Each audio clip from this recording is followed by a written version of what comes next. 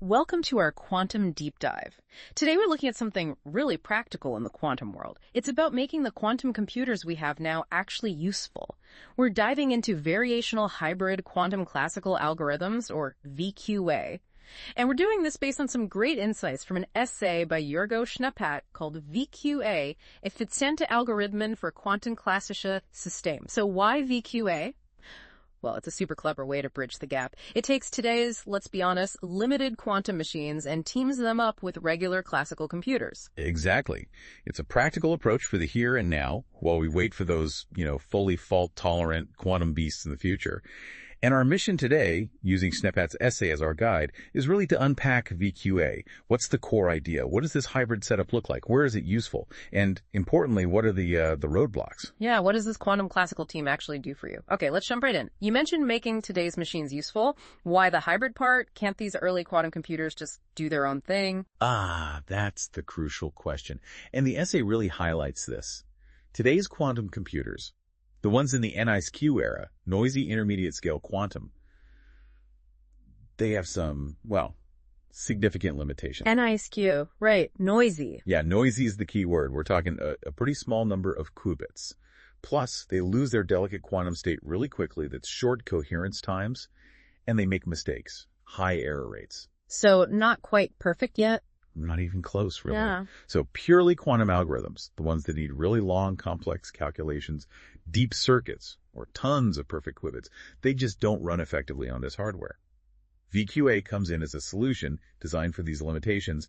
It kind of offloads the heavy lifting, the complex optimization part, back to a classical computer. Okay, so it's working with the noise and limitations, not just trying to power through them. Precisely. So how does this team up actually function? What jobs do the quantum and classical parts have?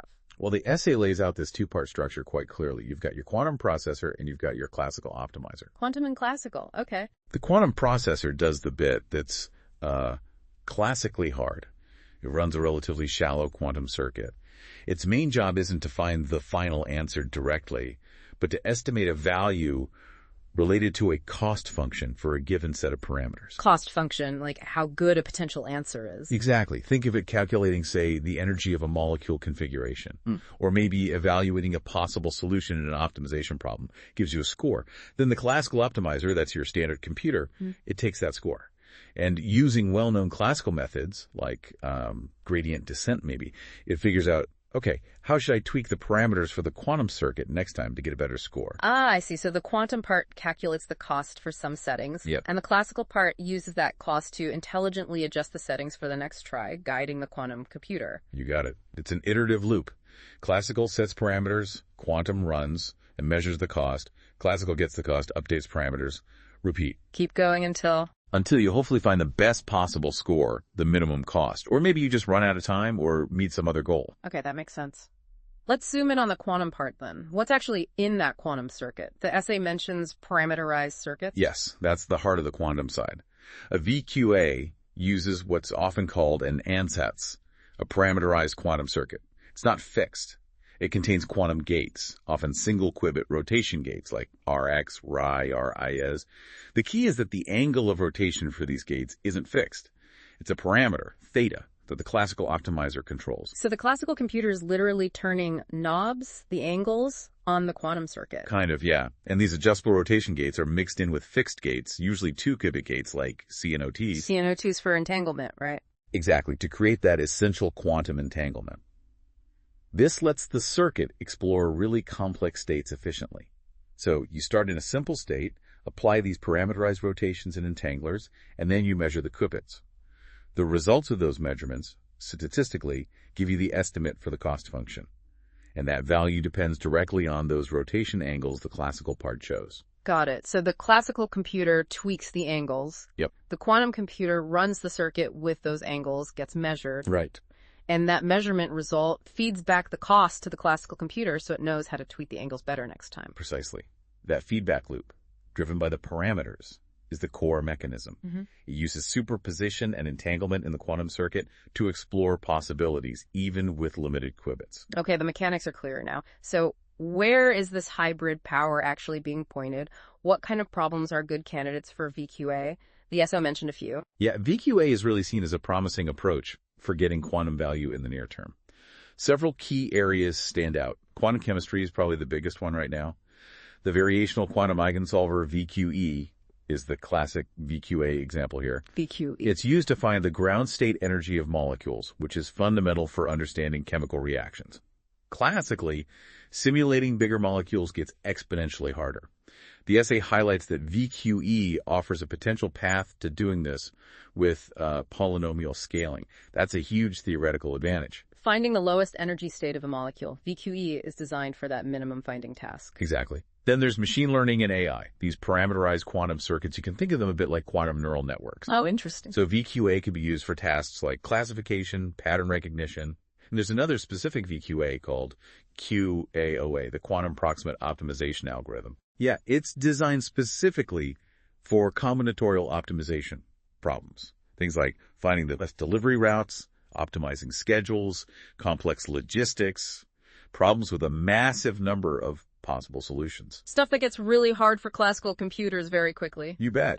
And that leads directly into industry optimization. The essay touches on logistics, supply chains, finance, like portfolio optimization or risk analysis, even designing new materials. Wow. These are all areas with huge, complex search spaces where finding the absolute best answer is tough.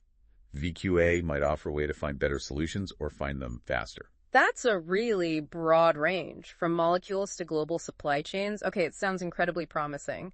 But I suspect there are catches. The essay does talk about challenges, doesn't it? Oh, absolutely. It's definitely not magic. The reality of today's quantum hardware is still a major bottleneck. The NISQ limitations again. Exactly. Those technological barriers. The noise, the errors, the decoherence qubits losing their quantumness.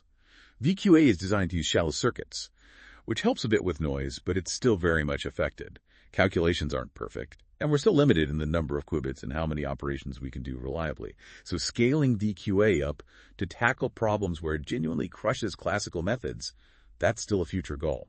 So the very noise it tries to work around still holds it back. It does. And then there are algorithmic limits, too. The classical optimization part isn't trivial either. Imagine the cost landscape the optimizer is searching. It can be really bumpy, full of local dips, local minima, where the optimizer can get stuck, thinking it's found the best answer when it hasn't. The getting stuck problem. Common in optimization. Very common. And noise from the quantum computer can make this landscape even harder to navigate.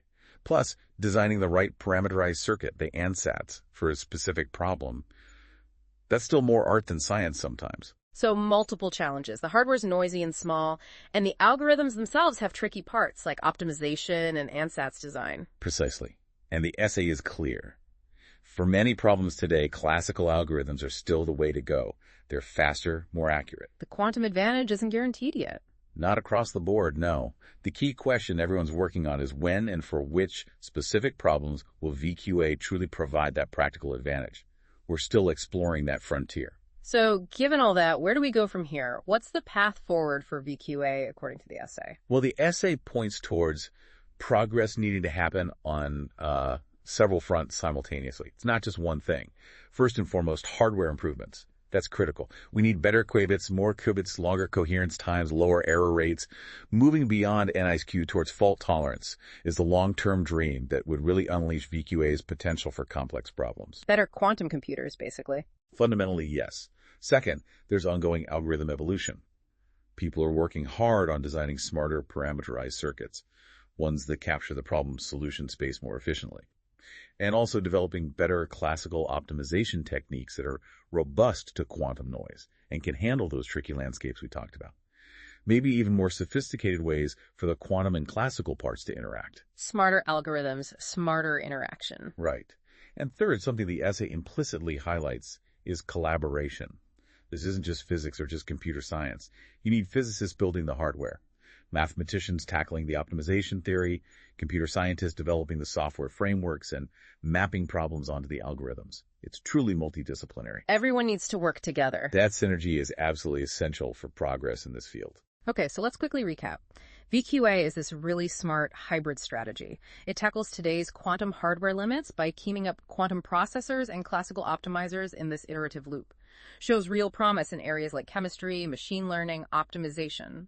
But, and it's a big but, it's still hampered by noisy, small-scale hardware and some tricky algorithmic challenges like optimization pitfalls. That sums it up well. VQA is a significant pragmatic step towards making quantum computing useful sooner rather than later. It really shows the power of combining computational approaches. And maybe, thinking about Schneppat's perspective on the rapid development, here's a final thought for you to consider. As both the quantum hardware gets better and these VQA algorithms get smarter, how might this hybrid approach actually change the kinds of problems we even dare to tackle? Could it open up entirely new questions in science or industry over the next, say, 10 years? That's a great question to ponder. What new doors might this unlock? Thank you for joining us on this deep dive, drawing on the insightful essay by Jorgo Schneppat. Goodbye. Goodbye.